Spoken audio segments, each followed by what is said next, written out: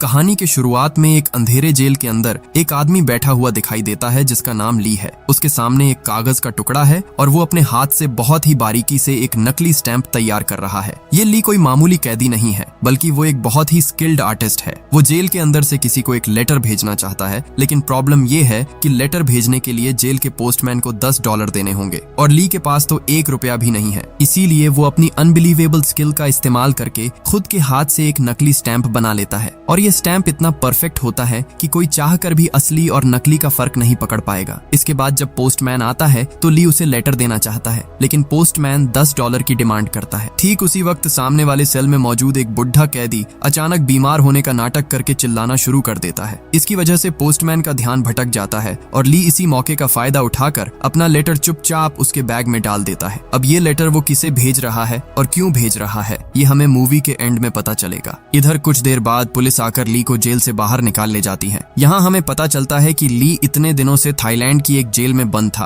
और अब Hong Kong police के इंस्पेक्टर हो उसे अपनी कस्टडी में ले आए हैं। इंस्पेक्टर हो उसे इंट्रोगेशन रूम में बिठाकर एक एक करके उसके खिलाफ लगे सारे चार्जेस पढ़ना शुरू करते हैं। पहला इल्जाम है नकली नोट बनाना। इसके अलावा 2 साल पहले कनाडा के एक हाईवे पर सेंट्रल बैंक की एक गाड़ी पर उसने हमला किया था, जहाँ लगभग 7 गार्ड्स की जान चली गई थी। सिर्फ इतना ही नहीं, इसके बाद शहर में और भी कई अटैक्स हुए थे। पुलिस को शक है कि इन सब के पीछे एक इंटरनेशनल गैंग का हाथ है और ली पर इन सब घटनाओं में सीधे तौर पर शामिल होने का आरोप है। लेकिन ली हमेशा की तरह सारे आरोपों से इनकार करता है। वो बार बार एक ही बात कहता है कि इन सब का मास्टरमाइंड पेंटर नाम का एक बहुत बड़ा माफिया है। हालांकि इस पेंटर का असली नाम क्या है या वो कहाँ मिलेगा, इसके बारे में वो कोई जानकारी नहीं दे पाता। आज भी इंस्पेक्टर हो के सामने पेंटर के बारे में उसके मुंह से कोई काम की बात नहीं निकलती, बल्कि उसके चेहरे पर जबरदस्त खौफ दिखाई देता है। वो रोते हुए कहता है कि पेंटर उसे ढूंढकर मार डालेगा, इसलिए उसे जितनी जल्दी हो सके वापस जेल भेज दिया जाए। इसके बाद पुलिस उसके ब्लड और हेयर सैंपल्स कलेक्ट करके क्राइम स्पॉट पर मिले डीएनए से मैच करती है और रिजल्ट में हर एक सैंपल ली के साथ पूरी तरह मैच हो जाता है। इसका मतलब है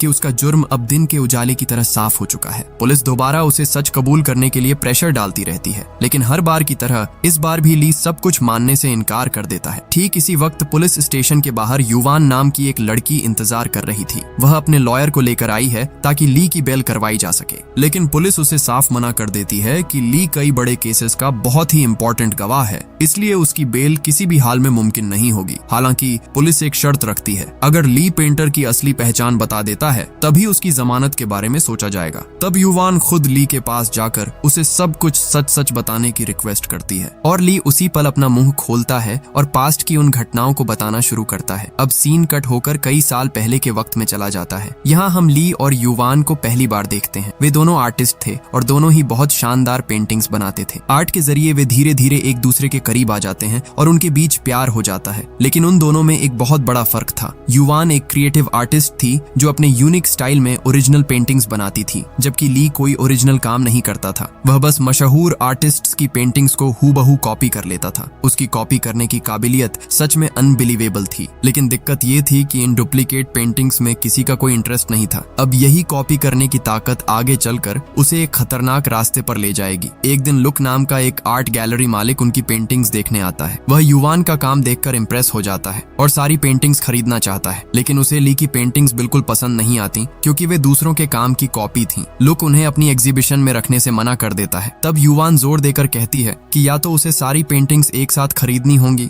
वरना वह एक भी नहीं बेचेगी। लुक के जाने के बाद ली युवान से कहता है कि तुम मेरी फिक्र मत करो, मेरी सारी पेंटिंग्स टोक्यो के एक आदमी ने पहले ही खरीद ली हैं। लेकिन कुछ देर बाद युवान को समझ आ जाता है कि ली झूठ बोल रहा है, उसकी एक भी पेंटिंग नहीं बिकी थी। असल में ली चाहता था कि उसकी वजह से युवान के करियर में कोई रुकावट न आए। खैर, एग्जीबिशन वाले दिन युवान अपनी पेंटिंग्स के बगल में चुपके से ली की एक पेंटिंग रख देती है। सब लोग काम की तारीफ कर रहे थे, तभी एक आदमी आकर ली की पेंटिंग का मजाक उड़ाने लगता है। उसका यह बर्ताव देखकर युवान को इतना गुस्सा आता है कि वह उसके ऊपर पानी फेंक देती है। हालांकि एग्जीबिशन खत्म होने पर ली खुद जाकर उस आदमी से माफी मांगता है। तब वह आदमी हंसते हुए कहता है कि वह तो बस मजाक कर रहा था ताकि ली उससे अकेले में मिलने आए, क्योंकि पूरी एग्जीबिशन से उसने जो पेंटिंग खरीदी थी वह ली की ही थी। इसके बाद एक रेस्टोरेंट में बैठकर वे काफी देर तक बात करते हैं। वह आदमी अपना इंट्रो पेंटर के तौर पर देता है। हाँ, यह वही पेंटर है जिसका नाम ली बार बार पुलिस को बता रहा था। पेंटर ली की तारीफ करते हुए कहता है कि किसी भी तस्वीर को इस तरह कॉपी करना कोई छोटी बात नहीं है। वह सीधे ऑफर देता है कि तुम्हारा यह टैलेंट मेरे बहुत काम आएगा। अगले दिन ली पेंटर से मिलता है और कहता है कि वह उसका कोई भी ऑफर मानने को तैयार है। पेंटर हंसते हुए उसे अपनी टीम में वेलकम करता है, लेकिन ली को जो काम करना होगा वो सुनकर उसके पैरों तले से जमीन खिसक जाती है। पेंटर उसके सामने $1 थमाकर कहता है कि तुम्हें इस नोट को हूबहू तैयार करना होगा। इसका मतलब है कि वो ली को सीधे सीधे जाली नोट बनाने का ऑफर दे रहा है। ली तुरंत बुरी तरह भड़क जाता है और उसके प्रपोजल को ठुकरा देता है। तब पेंटर बताता है कि उसका असली नाम सैंग है। पिछले 3 जनरेशन से वे जाली नोट छापने का बिजनेस कर रहे हैं, लेकिन आज तक किसी को जेल नहीं जाना पड़ा क्योंकि वो ये सारा काम बहुत ही सावधानी से करता है। अब सवाल यह है कि क्या ली आखिर में इस खतरनाक ऑफर के लिए राजी होता है? पेंटर तब ली को समझाने लगता है कि ये जो नया डॉलर छापा गया है इसमें मौजूद तस्वीरें और लेटर्स का पैटर्न इतना कॉम्प्लिकेटेड है कि हाई क्वालिटी के महंगे प्रिंटर्स भी उसे ठीक से प्रिंट नहीं कर सकते। इसलिए यहाँ ली के हाथों की उस अनबिलीवेबल स्किल की जरूरत होगी और ली का काम देखकर ही पेंटर उसे इस ऑफर के लिए राजी करना चाहता है। ली पहले तो मना कर देता है, लेकिन अपनी खराब माली हालत के बारे में सोचकर आखिरकार मान जाता है। उस वक्त युवान एक एग्जीबिशन के लिए अमेरिका जा रही थी, इसीलिए ली उसे कुछ भी बताए बिना चुपचाप वहाँ से निकल आता है। इधर पेंटर उसे प्लेन से कनाडा ले जाता है। वहाँ वो ली को अपनी पूरी टीम से मिलवाता है। इस टीम में जाली नोट बनाने में 20 साल का एक्सपीरियंस रखने वाले कुछ उस्ताद लोग हैं। हर कोई किसी न किसी काम में बिल्कुल एक्सपर्ट है। वे सब मिलकर जाली नोट बनाने का एक बड़ा प्लान तैयार करने बैठते हैं। यहाँ हमें समझ आता है कि अमेरिकन डॉलर को कॉपी करना कोई बच्चों का खेल नहीं है। हर US डॉलर पर बेंजामिन फ्रैंकलिन की एक फोटो होती है और यह फोटो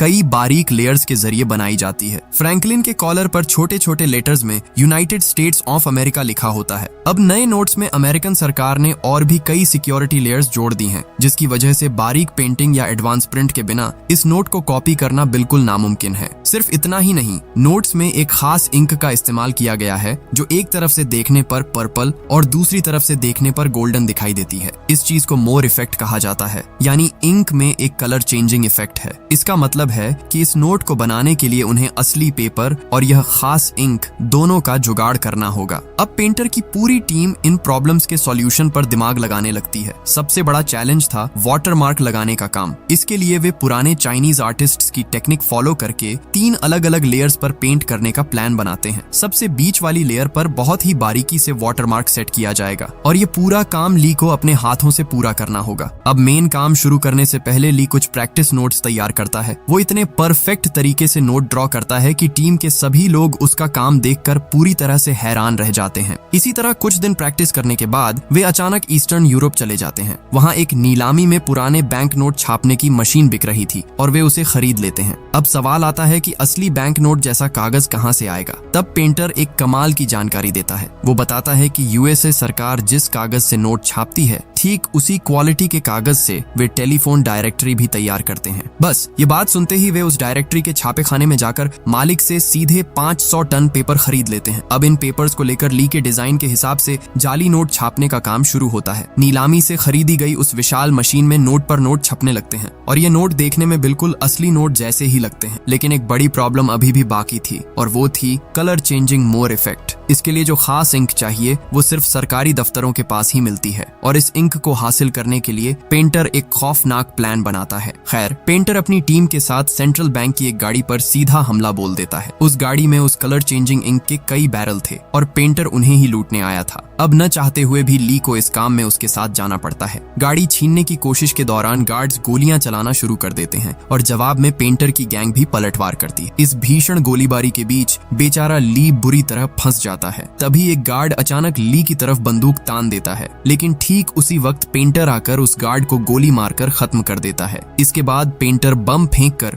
दूर की एक गाड़ी को उड़ा देता है, जिसकी वजह से बाकी गार्ड्स भी मारे जाते हैं। फिर वे इंक के बैरल लूटकर तेजी से वहां से रफू चक्कर हो जाते हैं। लेकिन इतने सब के बीच पहली बार पेंटर का ऐसा हिंसक रूप देखकर ली के अंदर रूह कांप जाती है। अब तक डरते डरते जाली नोट तो बना रहा था, लेकिन उसने कभी नहीं सोचा था कि उसे खून खराबे में भी शामिल होना पड़ेगा। पर अब वो एक ऐसे दलदल में फंस चुका था जहां से बाहर निकलने का कोई रास्ता नहीं था। इधर मोर इफेक्ट वाली इंक लाने के बाद वे उसे प्रिंटर में लगाकर दोबारा नोट छापना शुरू करते हैं और अब जो नोट बाहर निकलते हैं उन हर एक नोट में असली नोट की तरह ही कलर चेंजिंग इफेक्ट दिखाई देता है। ये नजारा देखकर पूरी टीम खुशी से उछलने लगती है, क्योंकि उन्होंने कुछ ऐसा बना लिया था जिसे असली नोट से अलग करना नामुमकिन था। लेकिन ली अंदर ही अंदर बहुत ज्यादा गिल्ट महसूस कर रहा था। वह पेंटर से पूछता है कि जब यह इंक खत्म हो जाएगी तो क्या फिर से लोगों को मारकर इंक लानी होगी? इससे बेहतर है कि मैं खुद यह इंक बनाने की कोशिश करके देखूं, लेकिन पेंटर उसकी बात सुनकर उसे जोर से झिड़क देता है और चुप करा देता है। अब पेंटर के ऑर्डर पर उसके लोग सूटकेस में भरकर जाली नोट अलग अलग देशों में स्मगल करना शुरू कर देते हैं। इस तरह उनका जाली नोटों का साम्राज्य दिनों दिन बढ़ता जाता है, लेकिन पुलिस को पहले ही उनकी हरकतों की भनक लग चुकी है। विंग नाम के एक अंडरकवर पुलिस ऑफिसर को इस केस की इन्वेस्टिगेशन की जिम्मेदारी दी जाती है। यह विंग इंस्पेक्टर हो के साथ मिलकर पेंटर की गैंग की मूवमेंट को फॉलो करना शुरू करता है। फिर एक खरीदार का भेस बदलकर वे सीधे गैंग के मेंबर्स से मिलने जाते हैं। यहाँ पेंटर के लोग समंदर के बीच एक नाव पर पार्टी कर रहे थे। हालांकि पेंटर और ली वहाँ मौजूद नहीं थे।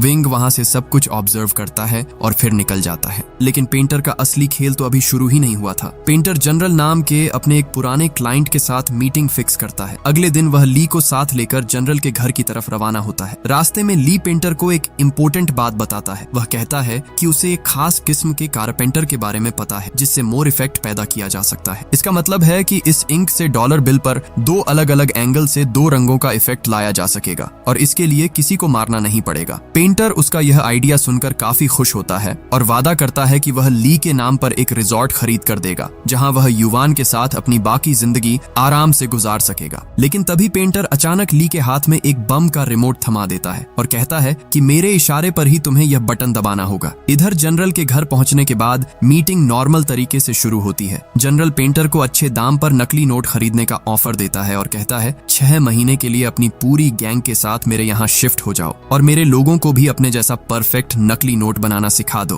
फिर जनरल हंसते हुए कहता है अगर तुम्हारे पिता जिंदा होते तो वे इस डील के लिए तुरंत मान जाते। यह बात सुनते ही पेंटर के चेहरे के हाव भाव भयानक तरीके से बदल जाते हैं। वह धीरे से कुर्सी से उठकर जनरल के पास जाता है और उसके कान में फुसफुसाते हुए कहता है 7 साल पहले तुमने ही मेरे पिता का खून किया था। यह सुनकर जनरल समझ जाता है कि पेंटर यहाँ बिजनेस करने नहीं बल्कि बदला लेने आया है। पेंटर अपनी शर्ट खोलकर दिखाता है कि उसकी पूरी बॉडी पर बम बंधे हुए हैं। फिर वह चिल्लाकर ली को रिमोट का बटन दबाने के लिए कहता है, लेकिन डर के मारे थर थर कांप रहा ली अपना हाथ तक नहीं हिला पा रहा है। पेंटर के और भी जोर से डांटने पर ली के हाथ से रिमोट जमीन पर गिर जाता है और गिरते ही उसका स्विच दब जाता है। लेकिन धमाका पेंटर की बॉडी पर बंधे बमों से नहीं होता, क्योंकि वे तो नकली थे। असल में ब्लास्ट बाहर पार्क की हुई पेंटर की गाड़ी में होता है। मतलब क्या ही बोलूं, यह आदमी अपनी गाड़ी में पूरा का पूरा बम लेकर घूम रहा था। धमाके के जोरदार झटके से जनरल के कई लोग वहीं ढेर हो जाते हैं। बाकी लोग दौड़ कर आते हैं और पेंटर पर गोलियां चलाने लगते हैं, लेकिन पेंटर दोनों हाथों में 2 पिस्टल लेकर ऐसे स्टाइल में गोलियां चलाता है कि एक के बाद एक लोग जमीन पर गिरने लगते हैं। लेकिन यह तो बस शुरुआत थी, क्योंकि जनरल भी कोई कच्चा खिलाड़ी नहीं था, पर पेंटर ने इसके लिए पहले से इंतजाम कर रखा था। उसका एक साथी दूर जंगल से लगातार रॉकेट लॉन्चर दागना शुरू कर देता है। रॉकेट लॉन्चर के हमलों से वहां सब कुछ उड़ जाता है और पूरा इलाका आग की लपटों में घिर जाता है। चारों तरफ धुएं और बर्बादी के बीच पेंटर 2 राइफलें लेकर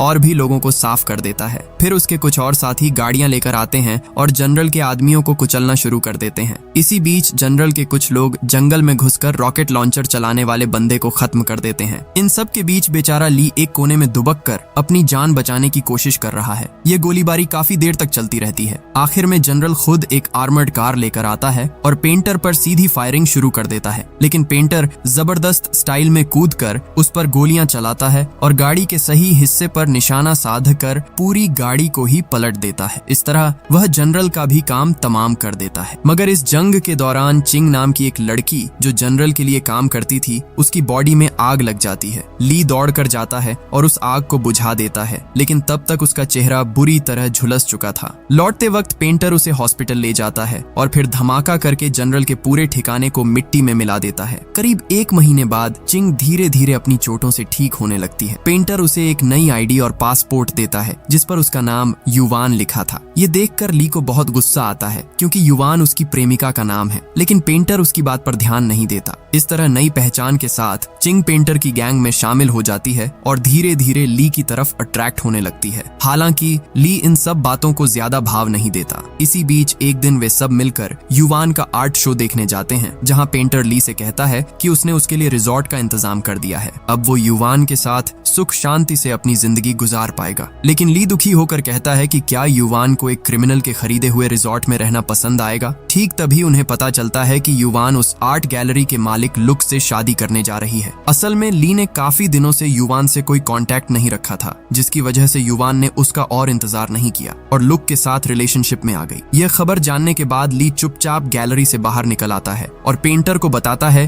कि वह और चिंग अब यह गैंग छोड़ना चाहते हैं। पेंटर बुरी तरह भड़क कर उसे गालियां देता है और कहता है कि इंक बनाने का काम खत्म करके ही वह यहाँ से जा सकता है। इधर वह अंडरकवर ऑफिसर विंग अब भेस बदलकर सीधे पेंटर से मिलना चाहता है, लेकिन पेंटर के मन में पहले से ही शक था। वह छानबीन करके पता लगाता है कि अंकल यान नाम के उसके एक गैंग मेंबर ने एक घड़ी खरीदी है और उसे खरीदने के लिए उसने उनके अपने बनाए हुए जाली नोटों का इस्तेमाल किया है, जबकि पेंटर की गैंग का सख्त रूल है कि कोई भी खुद के जाली नोटों से कुछ भी नहीं खरीदेगा। इसका मतलब था कि यान ने रूल्स तोड़े हैं और उसकी इसी गलती की वजह से पुलिस को उनकी हरकतों का पता चल गया है। इसी वजह से पेंटर यान को सजा देना चाहता है। यान उसके सामने गिरकर गिड़गिड़ाने लगता है और अपनी पत्नी और बेटी की जान की भीख मांगता है, क्योंकि पेंटर का एक और खौफनाक नियम है, अगर कोई गलती करता है तो उसके परिवार को भी खत्म कर दिया जाता है। लेकिन पेंटर यान की रोने धोने वाली बातों पर ध्यान नहीं देता और ठंडे दिमाग से सीधे उसे गोली मार देता है। यह बेरहम कत्ल देखकर ली खुद पर काबू नहीं रख पाता।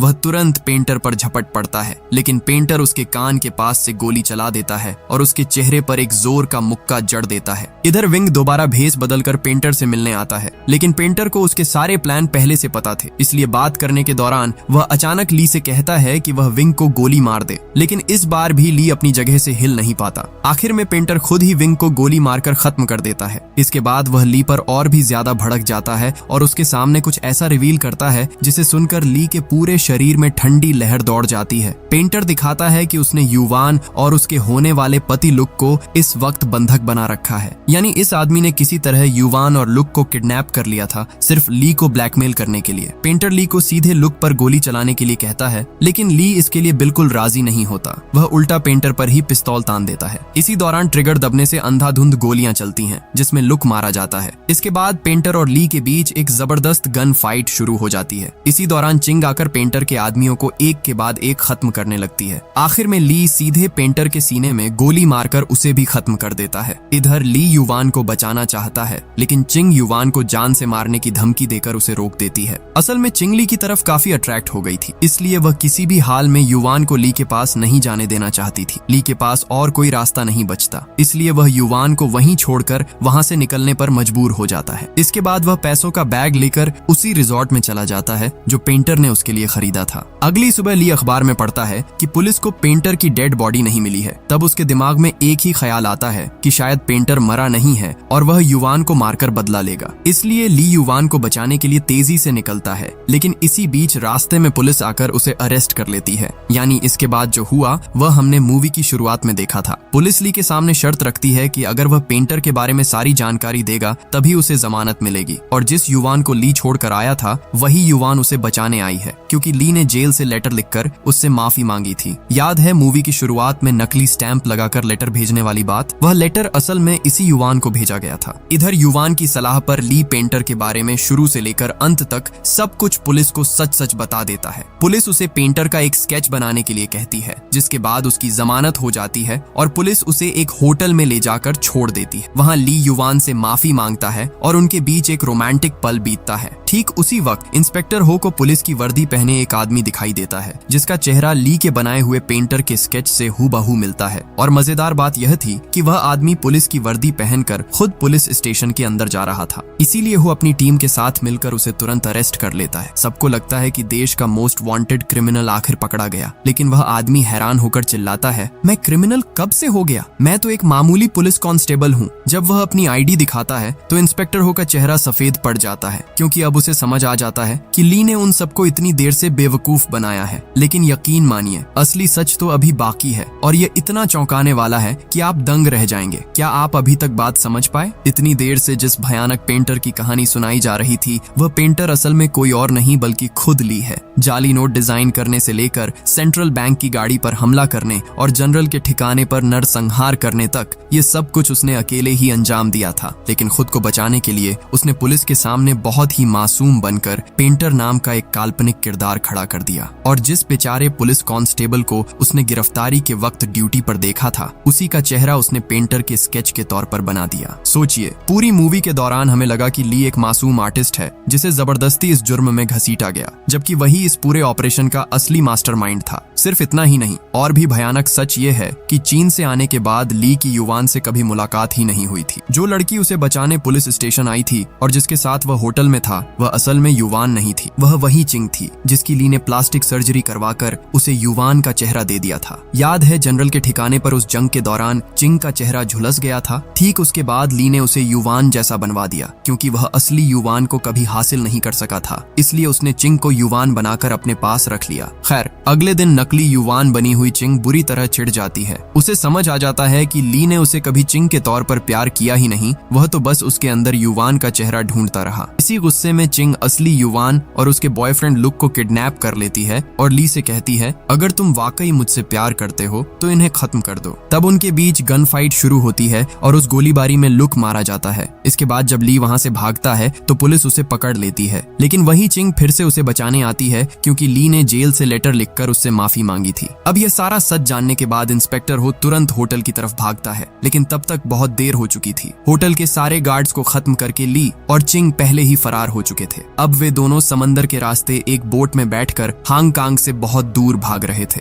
लेकिन तभी चिंग अचानक एक ऐसी बात बताती है जिसे सुनकर ली का दिल टूट जाता है। चिंग बताती है कि वह जानबूझकर बोट को गोल गोल घुमा रही है और यहाँ आने से पहले उसने एक लाइटर पर बोट का नंबर लिख दिया था ताकि पुलिस उन्हें आसानी से ढूंढ ले। अब इसका कारण क्या था? क्योंकि चिंग समझ गई थी कि ली उसे कभी प्यार नहीं करेगा, वह सिर्फ उसके चेहरे में बसी युवान से प्यार करता है। यानी चिंग भी अब ली से बदला लेना चाहती है। तभी ली देखता है कि पुलिस ने उन्हें चारों तरफ से घेर लिया है। वह तेजी से बोट चलाकर भागना चाहता है, लेकिन चिंग ने बोट में पहले से ही एक्सप्लोसिव्स छिपा रखे थे। वह ट्रिगर दबा देती है और एक जोरदार धमाके के साथ पूरी बोट आग के गोले में बदल जाती है। आखिर में वह आग उन दोनों को निगल लेती है। ली की मौत के बाद इंस्पेक्टर हो असली युवान के पास जाता है। वह उसे बताता है कि उन्होंने पेंटर की पहचान कर ली है। अब युवान को तो यह पता ही नहीं था कि ली ही असली पेंटर है, क्योंकि किडनैप के वक्त उसकी आंखों पर पट्टी बंधी थी। जब इंस्पेक्टर हो उसे ली की फोटो दिखाता है तो वह कहती है, हाँ, मैं इस आदमी को जानती हूँ, ये कभी मेरा पड़ोसी हुआ करता था। इसका मतलब ये है कि ली और युवान के बीच कभी कोई रिश्ता था ही नहीं। उसका प्यार पूरी तरह से एक तरफा था और उसने कभी युवान से अपने दिल की बात भी नहीं कही थी। वह उसके लिए इतना ऑब्सेस्ड था